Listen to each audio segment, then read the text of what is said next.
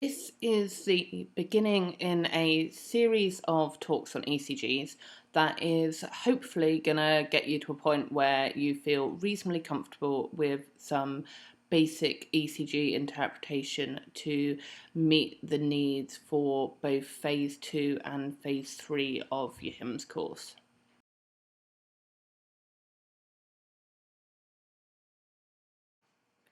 If you're anything like I was in third year and probably also fourth year and fifth year, this looks like a terrifying load of squiggly lines on a page that you're frightened that you're never really ever going to understand.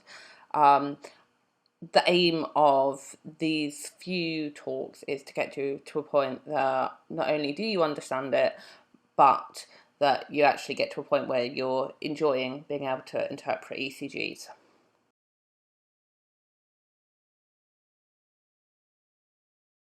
The way we're going to do this is to start with the real basics. So hopefully initially some of this will be familiar to you.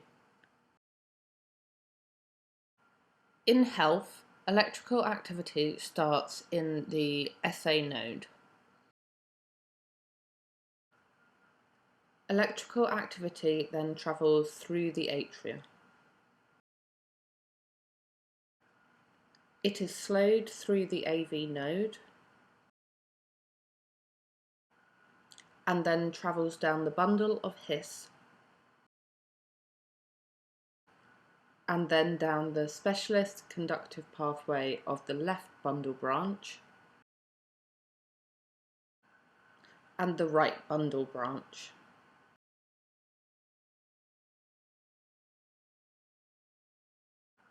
Now we will look at a single cardiac cycle represented in waveforms. The first waveform we see is the P wave.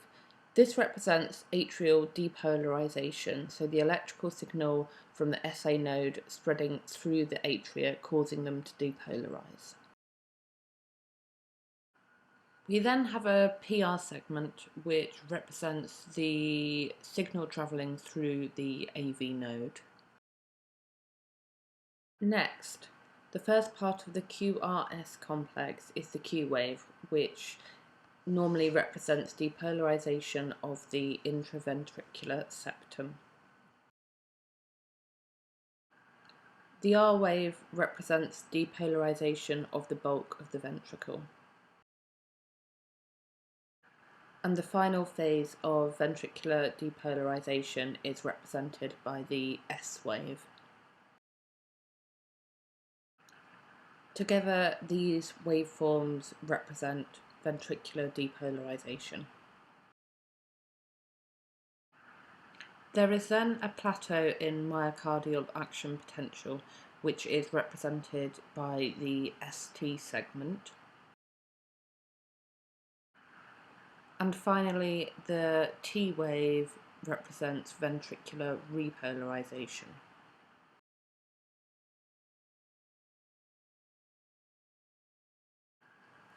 Let's talk a bit more about how we name waveforms. In my experience, students find it pretty easy to identify a P wave and to identify a T wave, but can sometimes get a bit more confused when it comes to naming the individual components of the QRS complex. When our first deflection is negative, we call this the Q wave.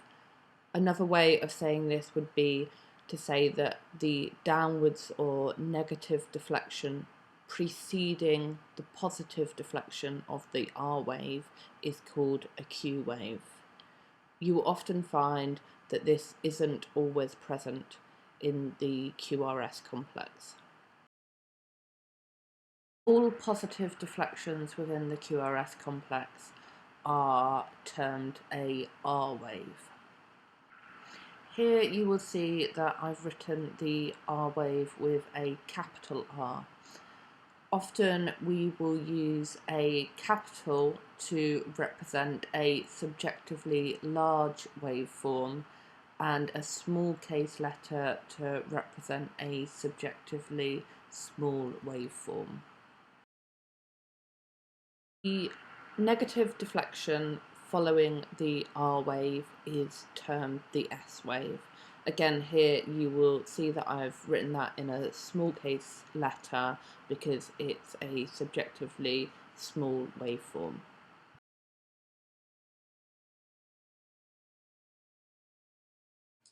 So in this example, we see the P wave, and then our first deflection is negative, and this is a small deflection, so we write it with a small q. We then have a subjectively large R wave, the positive deflection, and then after the R wave, there is another small negative deflection, which is the S wave, and this is then followed by a T wave. In this example, our first deflection within the QRS complex is positive, so this is an R wave, and this is subjectively large, so we could write it with a capital R. The wave following this is negative, but as it's coming after the R wave, this is a small S wave. In this example, our first deflection within the QRS complex is negative, so this is a small Q wave. We then have a small positive R wave and then a deep negative S wave following the R wave. Here, our first deflection is positive, so all positive deflections within the QRS are called R waves, and this is subjectively small. So we have a small R wave, then a deep or subjectively large S wave following the R wave, and then another positive deflection. So this is a second R wave. So we could call this a RSR complex. We will talk more about these sorts of complexes when we come to bundle branch blocks and other morphologies. But for now, it's just quite a useful example to get your head round learning what we call the different waveforms.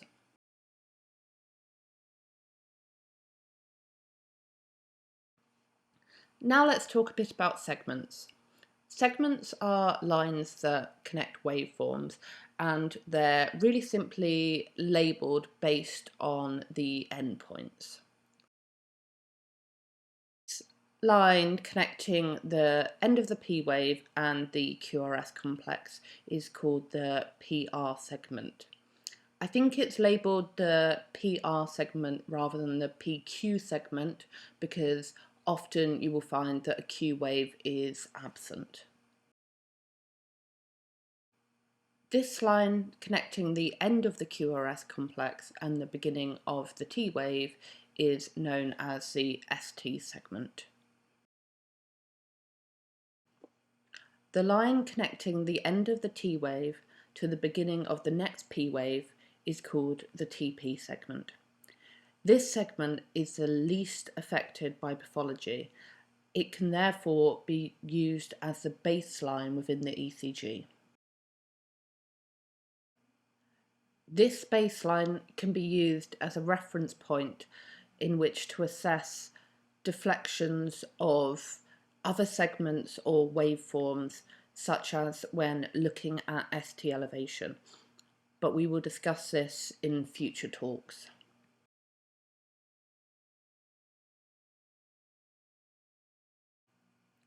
Intervals are durations in time that include one or more waveforms plus or minus one or more segments.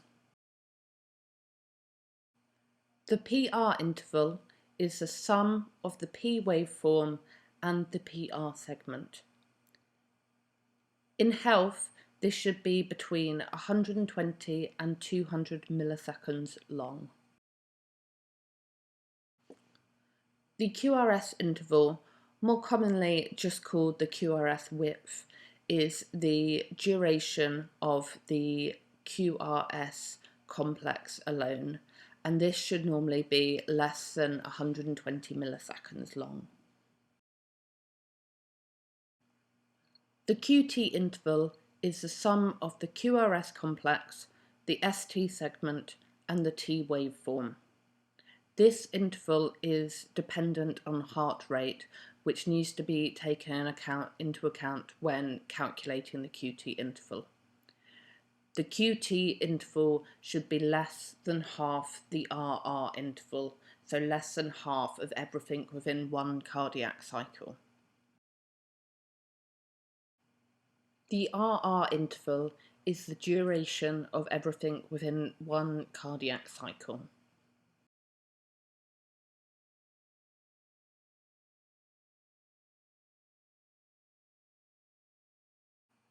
Next, let's talk about ECG leads.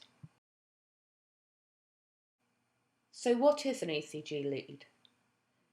We've all heard about them, and it seems like a really stupid question to ask, but actually I found that this is one of the most basic misunderstandings in ECGs, and if you don't get this right back at the beginning, the whole thing becomes really confusing. This is a picture of me and my beautiful Newfoundland Bonnie. Now, the reason I put this up is because when we think about leads, often what we think about is something along the lines of a dog lead, something long and stringy. And then when you're trying to practically do an ECG, all of these long stringy things all get tangled up. That's inevitably what happens. And people say things like, oh, the leads have got tangled. And things start to become confused. These are not leads. These are wires. Leads refers to something very specific within an ECG.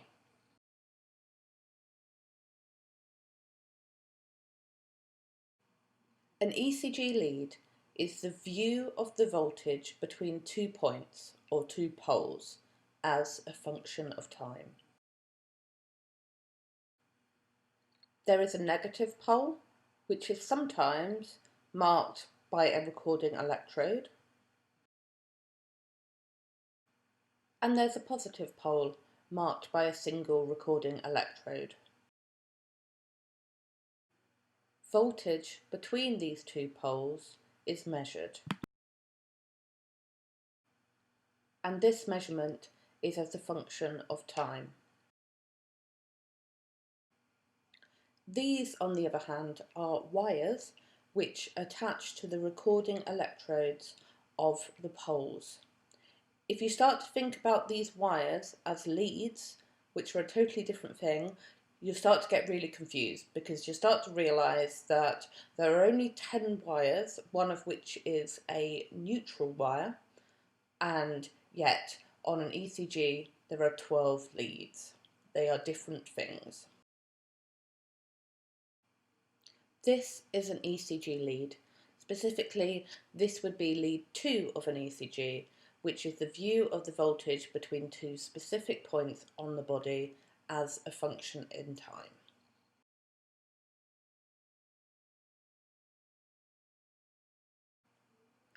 So, the positive pole for each lead is marked by a single recording electrode on the body. The negative pole for each lead is either marked by a single recording electrode or a virtual electrode known as a central terminal, which a computer within the ECG machine averages inputs from multiple different electrodes. This diagram shows the position of where you place the electrodes for the standard limb leads. You will see there are 4 electrodes, although the black electrode is neutral and grounds the system. In the UK, people often remember ride your green bike in a clockwise direction to remember where to place the red, yellow, green and then black stickers. The red electrode on the patient's right arm, the yellow electrode on the patient's left arm, and the green electrode on the patient's left leg are used to create the 6 standard limb leads, and we will next discuss how that works.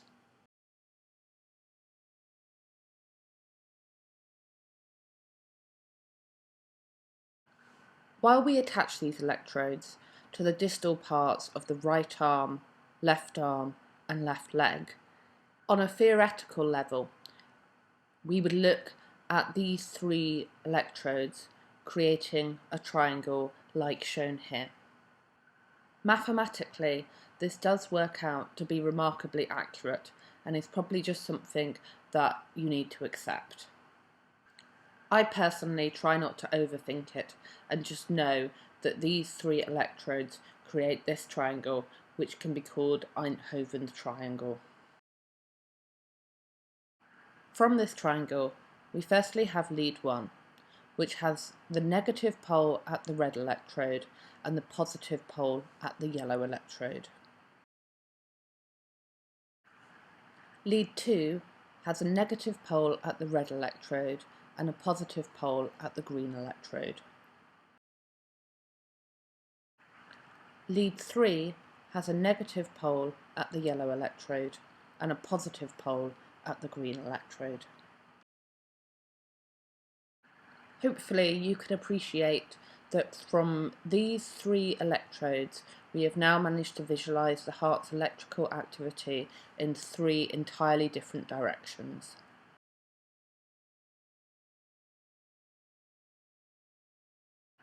Now let's look at the augmented limb leads. For these leads, a computer within the ECG machine creates a central terminal. This acts as the negative pole for the augmented limb leads, and then our previous electrodes on our right arm, and left leg act as the positive pole. But as previous, we think of these in a mathematical triangle. Lead AVR has the central terminal as the negative pole and the red electrode as the positive pole. Lead AVL has the central terminal as the negative pole and the yellow electrode as the positive pole. Lead AVF has the central terminal as the negative pole and the green electrode as the positive pole.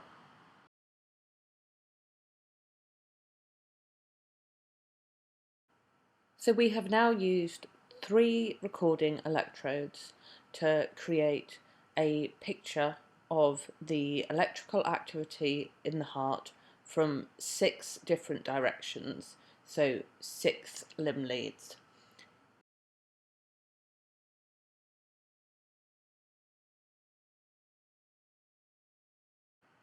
So we can bring these diagrams together.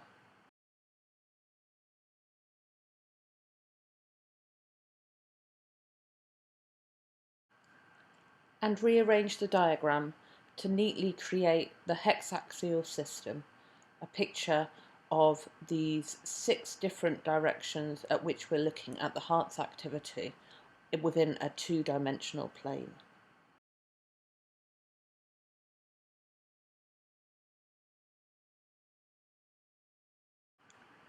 An axis can be applied to this 2-dimensional system where lead 1 is at 0 degrees.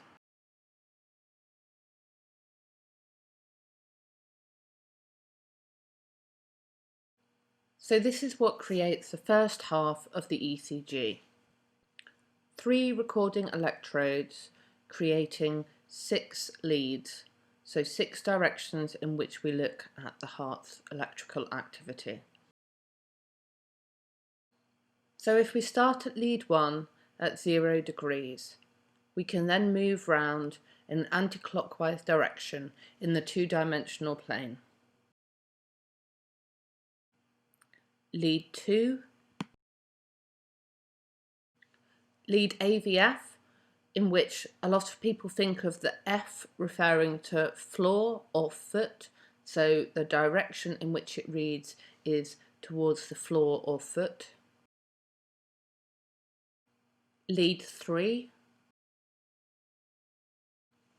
lead AVR, in which you can think of the R standing for right shoulder, and lead AVL, which you can remember the direction it in which it is reading by thinking L for left shoulder.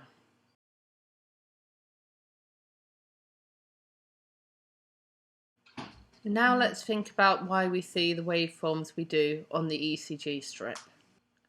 The ECG is simply reading positive and negative deflections. Electrical activity heading towards the positive pole will read as a positive deflection. Electrical activity moving away from the positive pole will read as a negative deflection. Hopefully you can appreciate that in lead 1, the atrial activity is, for the large part, heading towards the positive pole. Ventricular depolarization is also heading largely in the direction of the positive pole of lead 1. In a normal ECG, we should therefore see in lead 1 a positive P wave. We should also see a positive R wave.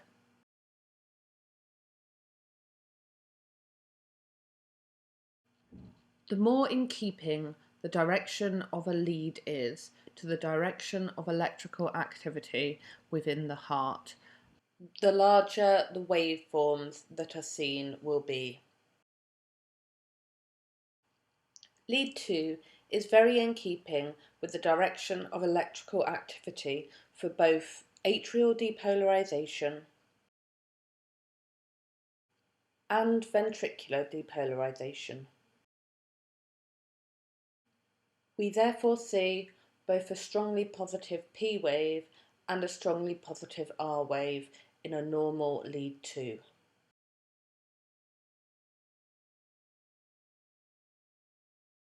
Lead AVF also reads in approximately the same direction as both atrial and ventricular depolarization. We therefore should see in a normal ECG a positive P wave and a positive R wave in lead AVF.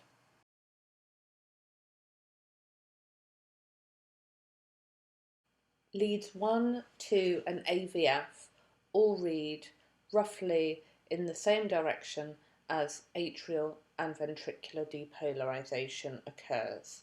We would therefore expect in health for there to be positive P waves and positive R waves in these 3 leads.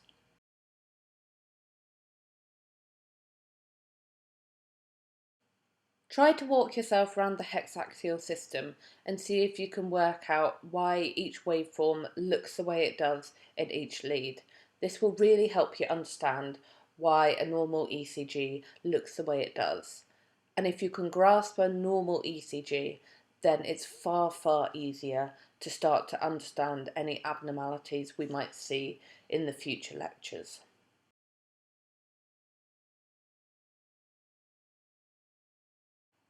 For example, lead AVR is reading in almost exactly the opposite direction to the electrical activity within the heart.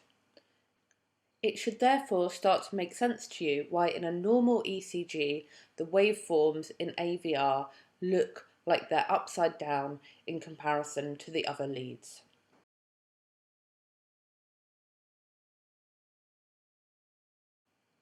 Lead AVL is reading almost at right angles to the direction of activity within the heart, and therefore we see what could be described as a equiphasic complex on the ECG.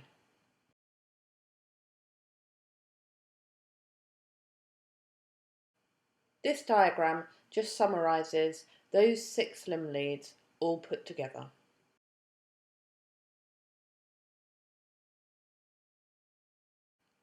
Now let's move on to the standard chest leads.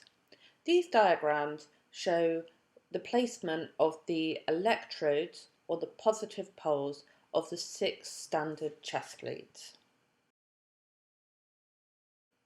The negative pole of the standard chest leads is a computer-generated internal central terminal, with the positive poles fanning out across the chest, across the thoracic wall, so that we're now starting to build up a three-dimensional picture of the electrical activity of the heart, as if we were going around taking snapshots from different directions.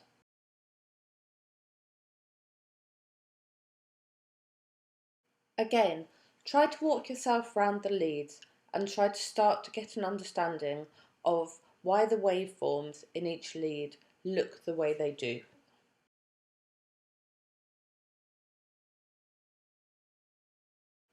If we put together this diagram of both the limb leads and the chest leads, hopefully you'll be able to appreciate that we're building up really quite a complete picture of the heart's electrical activity just from a few electrodes placed on the body.